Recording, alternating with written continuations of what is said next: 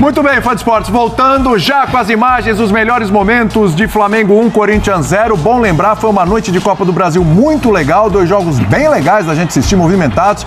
O Atlético venceu o Vasco virada 2-1, daqui a pouco a gente fala sobre esse jogo. A gente abre com o jogo agora das 9h45, repetindo, vitória do Flamengo 1-0 e ficou pouco, hein, Calçado? Embora o Corinthians também teve chances, mas a gente vai ver pelas defesas aí do Neneca como ficou barato esse 1-0 pro Corinthians. Calçado, tudo bem? Olá, William, olá, companheiros, fãs de esportes. Não, ficou barato pelo placar, a gente tá falando de um mata-mata e esse jogo ele compõe todo o cenário do jogo da volta. Apesar do Ramon Dias. O Ramon Dias, você olha pro Corinthians no primeiro tempo, parecia uma formação que tem o seguinte nome: vou me livrar dessa porcaria hoje, que era a Copa do Brasil, porque é impossível alguém escalar o Igor Coronado para marcar. E ele deixou um meio de campo frágil, obrigando um jogador que não tem essa condição de marcar o lado direito do Flamengo. Ele tem que marcar o lado que tem o Wesley, tem o Gerson vindo do lado para dentro, e um Flamengo vibrando, né? Um Flamengo, há um bom tempo você não viu o Flamengo com essa empolgação. Mudou o treinador. Mudou, empolgadíssimo. E aí, jogando bem. A perspectiva do Corinthians e ela é clara, olhando para o banco. A prioridade é o Campeonato Brasileiro. O Ramon Dias, nesse ponto, está super certo. A prioridade é o Campeonato Brasileiro. E ele deixa o José Martínez no banco, ele deixa o Bidon no banco, ele deixa o Yuri Alberto no banco. Está tudo certo. Agora, o fato desses jogadores estarem no banco não significa que, taticamente, você vai levar qualquer coisa para dentro de campo. E ele fez isso no primeiro tempo. Quando ele corrige no segundo tempo, coloca mais um zagueiro, coloca um volante, o Martínez ao lado do Charles, o Corinthians muda. Com o Yuri Alberto também, o Corinthians muda radicalmente. Sim, em relação ao Corinthians do primeiro tempo, né? E teve até chance de fazer gol no Flamengo, mas é um placar, é uma vitória importante, mas é um placar que poderia ser muito maior para o Flamengo. Sem dúvida. O Flamengo acertou a bola no gol 7 vezes, se saísse com 2-0, estava justíssimo. Eu acho até que se saísse com uns 3-0 estaria justo também, Pedro Ivo. Que estreia, poderia ter sido ainda melhor se os gols tivessem saído como foram criados, né? Mas que bela estreia do Felipe Luiz, hein, ô Pedro? Tudo bem? Tudo bem, William. Abraço a você, Calçade, Jean, Birra, fã de esporte com a gente. É muito louco, né? Porque se o Corinthians também achasse o empate ali no momento que a defesa do Flamengo salva, a gente já está aqui debatendo como é que seria, se o Corinthians se livrou. Mas sim, em termos de volume, principalmente, e não é volume de estar posicionado no campo do ataque, porque há uma semana atrás a gente falava do Flamengo estar posicionado no campo do ataque do Peñarol. Mas como? Com que dinâmica? Pressionando como? Circulando a bola com que velocidade? Entrando na área com que velocidade? Isso não tinha, então hoje teve. Hoje você viu um volume que era transformado em grande chance. Tá vendo a bola na trave aí, deve ter sido a 5ª, 6ª, 7ª grande chance do Flamengo no jogo. E aí outra bola, o tanto de chance. Eu lembro que na semana passada o Hugo salvou a passe. A gente falava aqui no linha de passe, o Pirner tava, o Jean tava, que não tinha um grande lance para você chamar de aquela bola que faltou. Aquele gol perdido. Não tem o lance que era o retrato da eliminação. Hoje você tem os 4, 5, 6 lances que são o retrato da vantagem que poderia ser maior. Então isso diz muito sobre a imposição que foi o jogo de hoje por parte do Flamengo. E a gente vai entrar num debate aqui daqui a pouco sobre o trabalho de Felipe Luiz, entrada de Gabigol, coisas que só a mobilização do elenco. Porque, e aí uma informação, né, William? O time que entra em campo hoje, com o Gabigol de titular, ele nem sequer treinou o jogo. Pois é, então, é isso que eu tô falando, não tem trabalho. Porque quando o Felipe Luiz deixou de fazer os trabalhos lá individualizados, setorizados, quando ele monta os 11 jogadores em campo, o Gabriel não estava. Era o Plata, que aí o Plata acaba sendo sacado durante o dia, porque apresentou fadiga nos exames e tal, aquele monitoramento que a comissão faz, aí entra o Gabriel. Ou seja, o Gabriel entrou sem treinar exatamente com esses companheiros como titular. Então não é também para sentar e falar, não, porque ontem teve um trabalho específico que foi visto hoje em campo. Mobilização, circulação de bola rápida, que esse time sabe fazer, que descobrava em outros jogos. Aceleração, pressionar. O Felipe Luiz falou muito isso na coletiva. Sim. Isso tudo foi feito diante de um Corinthians, o Calçado também falou, que você olha para a escalação do Ramon e convida também, né? Coloca a gente para marcar por dentro para povoar, mas a gente que não é de combate. A lateral fica aberta, toda hora 2 contra 1. E o Flamengo foi chegando, empilhando chances. Poderia sim sair com muito mais que 1-0. Aliás, teve gol do Gabigol, mas estava em posição de impedimento. Também vamos ouvir o Ramon também justificando aí algumas opções que a gente já está criticando aqui, como o Corinthians estava exposto. Tudo isso na sequência desse linha de passe. Certo, seu Jean Oddi? Sobrou o Flamengo hoje, hein? Tudo bem? William, boa noite, companheiros. Sobrou, eu acho que sobrou. Se o confronto nesse momento está aberto, muito se deve aos R$500 mil investidos. Um dinheiro bem aplicado, pelo Corinthians para que o Hugo pudesse jogar, porque ele foi essencial. Eu até acho que poderia ter ido melhor no lance do gol.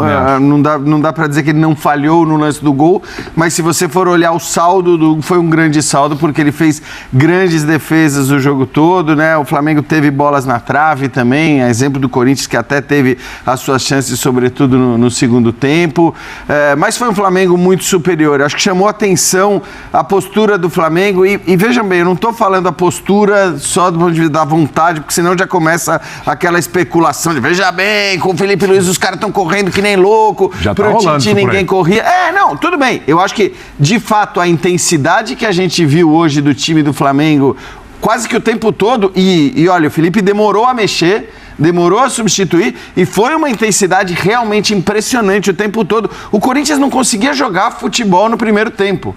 Não é que não conseguia jogar bem.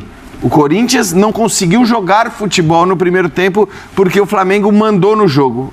40 minutos, tá? O primeiro chute foi aos 40. Isso. Os últimos 5, acho até que o Corinthians conseguiu jogar. Mas assim, o Flamengo se impôs absolutamente pela maneira como marcou, pela maneira como não deu espaço, pela maneira como roubou bolas, mas também pela maneira como foi vertical. E acho que essa é a diferença também do Flamengo que a gente viu, e o Pedro até falava, né?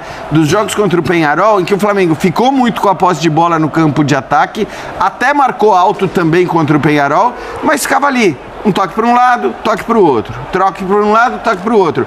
Olha, dá uma olhada assim, o que o Flamengo faz no momento que ele rouba as bolas nesse jogo contra o Corinthians, sobretudo no primeiro tempo.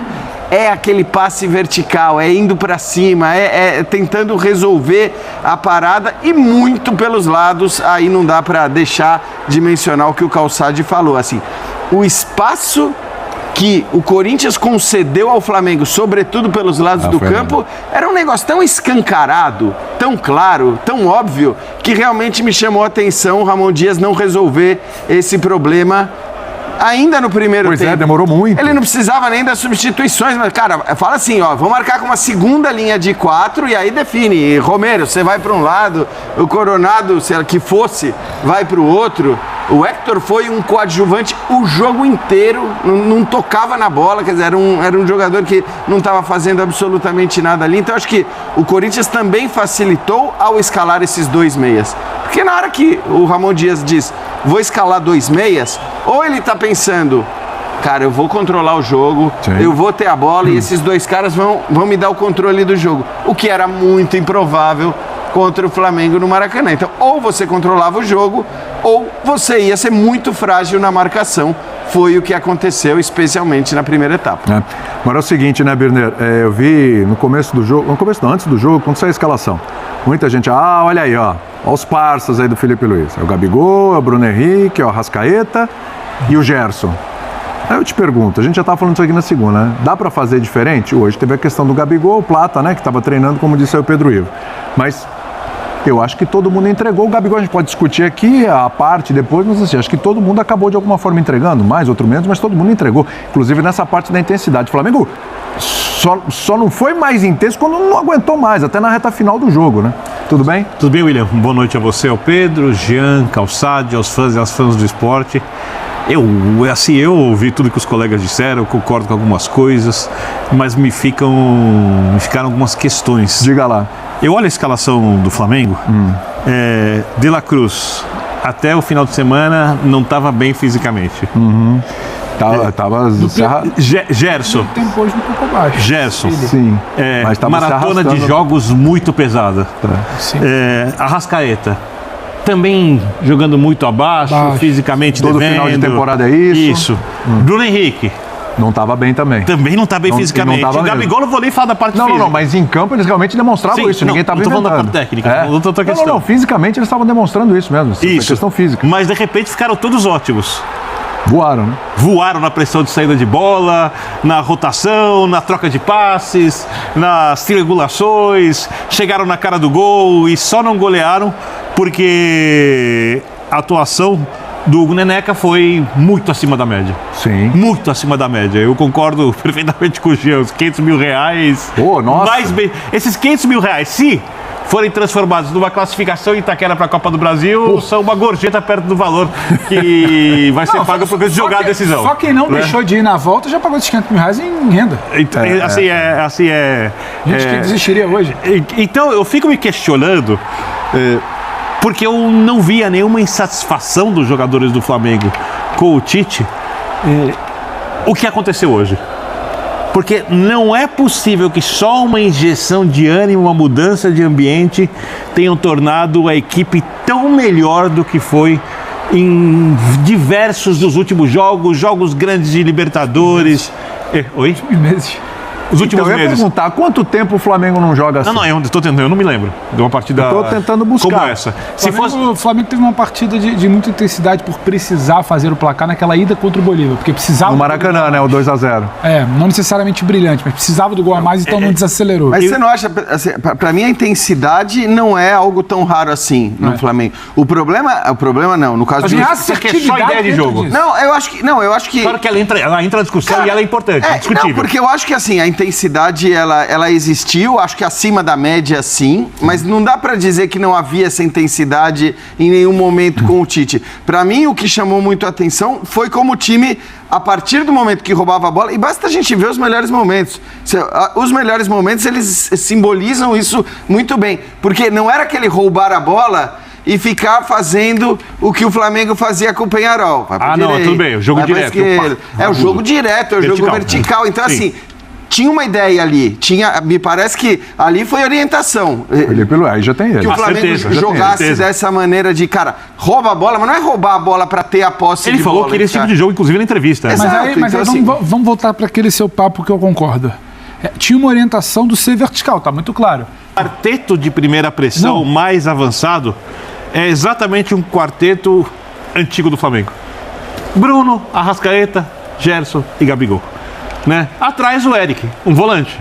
Não muda muito. Esse Entende quarteto o jogo. que jogou junto uma vez esse ano. Agora eu quero colocar uma questão pra Alguma vocês. coisa aí tem, não tô Tá falando bom. que pode se reproduzir E isso. se fosse que vai continuar hoje- acontecendo. Porque o que o Corinthians levou para campo foi para recuperar o Flamengo.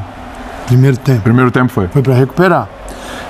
Porque assim, o Ramon Dias, se ele tem, vamos supor que ele escala o Hernandes, centroavante, o Garro atrás dele, o Romero de um lado, o Pedro Henrique do outro. São 4 jogadores. Sobram 2 volantes no meio de campo. Ele poderia colocar o Rian e o Charles, que ele voltou. Só que ele volta com o Pedro Henrique e volta com o Romero. Ele fecha uma linha de 4 e tem o Garro que pode voltar no meio de campo. Então o time tem ligação e tem gente para marcar do lado. Ele resolveu marcar o centro do campo só com 3. O Garro ficava um pouquinho mais à frente, Romero e o Hernandes mais adiantado. Então assim, ele facilitou a chegada do Flamengo, porque não era uma linha de 4. Eram 3, sendo que um deles não tem a menor condição de marcar ninguém, que é o Igor Coronado. Então, aí eu te pergunto, e se fosse o Penharol hoje outra vez? Seria esse mesmo Flamengo que vocês estão Concordo, relatando? porque Seria, não, porque o Penharol não deu campo eu- pro Corinthians, eu também acho. tem um adversário que Claro. falou, Flamengo, vem com tudo que eu quero mandar a Copa do Brasil pro espaço hoje. Não, Esse foi o Corinthians no primeiro tempo. Se fosse o Penharol, não se... teria um espaço pra você verticalidade, identificaria essa vontade. O Penharol marcava 5 Então, vezes mais que o Corinthians sim, hoje. mas- Nossa, mas o Penharol é um time organizado. Sim. Perfeito. Isso aqui o que se viu dentro Eu do não campo sei se o do Corinthians Flamengo foi uma bagunça. construiria com tanta facilidade, mas que ele esmagaria o campo de ataque, varia o Penharol e ficar dando bico pra frente o tempo É inteiro. que assim, também... Tenho minhas dúvidas. Porque eu acho que assim, a gente fala da tal A gente vai ver isso da nos próximos intensidade. jogos. Primeiro, Não, hoje. Os a próximos jogos são os intensidade próximos para jogos. roubar a bola, você só consegue ter no momento em que o seu adversário tá com a bola. É uma questão lógica. Não era o precisa ir não era o que o Penharol queria. E aí vamos lembrar. A média de posse de bola do Flamengo contra o Penharol foi 75% de posse de bola. Basicamente não dava para ser maior.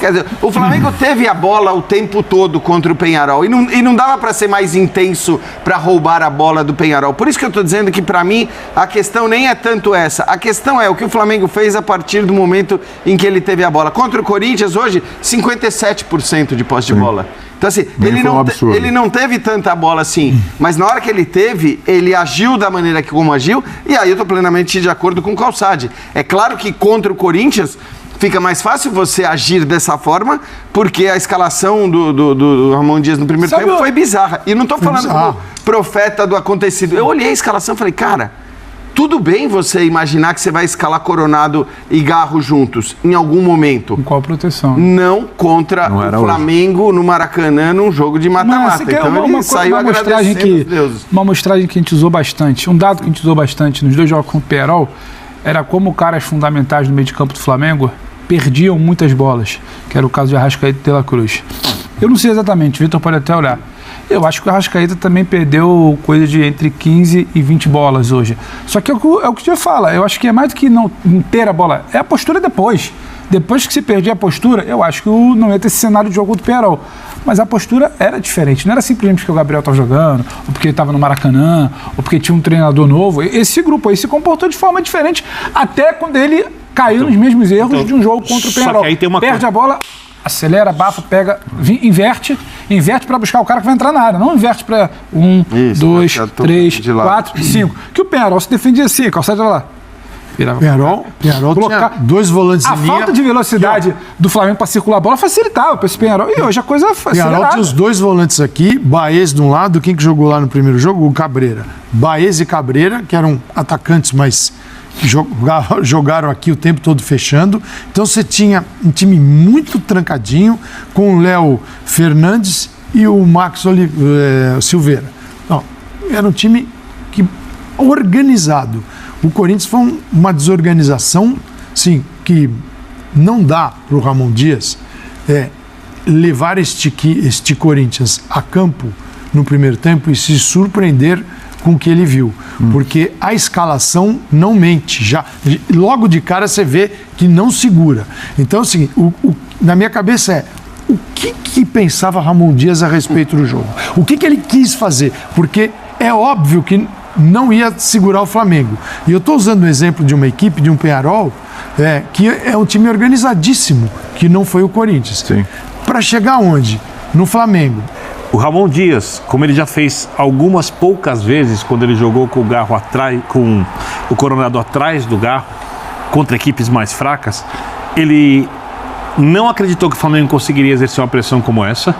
Ele achava que o Coronado ia contribuir para acionar o Garro, o Romero e os jogadores mais avançados. Ele fez uma aposta e a aposta foi muito errada. Muito errada pelo que vocês disseram, porque o sem bola do Coronado não é bom, e principalmente porque o Corinthians, quando recuperava a bola, não tinha nem tempo de pensar, e aí é mérito do Flamengo, para tentar fazer essa transição e usar o Garro e o Coronado, e quem sabe o Garro até se recuasse um pouco mais para conseguir acionar o seu centroavante, que ficou lá isolado. E foi que mesmo não sendo lá o melhor jogador do mundo, o centroavante mais sonhado, nem a primeira opção, acabou sendo vítima daquilo que o time não conseguiu produzir com a bola, o Corinthians, porque a aposta do seu técnico não funcionou. Eu lembro que a gente discutiu aqui algumas vezes, William. Muita ingenuidade. Dá pra jogar o Coronado como um terceiro jogador de meio de campo e o Garro mais avançado? Depende do time que você vai enfrentar. Falei contra o Palmeiras. Tá. Agora eu vou te perguntar um negócio. Quanto te surpreende este Flamengo com mais vontade, este Flamengo cheio de energia? Quanto esse Flamengo te surpreendeu hoje? E quando você fica sabendo que não vai ter o Tite e que vai ter o Felipe Luiz. Aí você vê esse Flamengo, você ficou surpreso? Você treinador do Corinthians, não sabe? Então, você treinador que já viveu isso, não sabe que os caras vão voar? Então, porque... a escalação não me surpreendeu. Eu falei que tinha para segunda-feira. Eu falei que achava que esses caras iam jogar todos. Exatamente. Por outro lado, eu não imaginava que eles conseguiriam fazer esse jogo de pressão tão bem executado.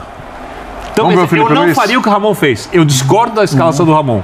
Sabe, sem dúvida nenhuma, eu acho que ele errou.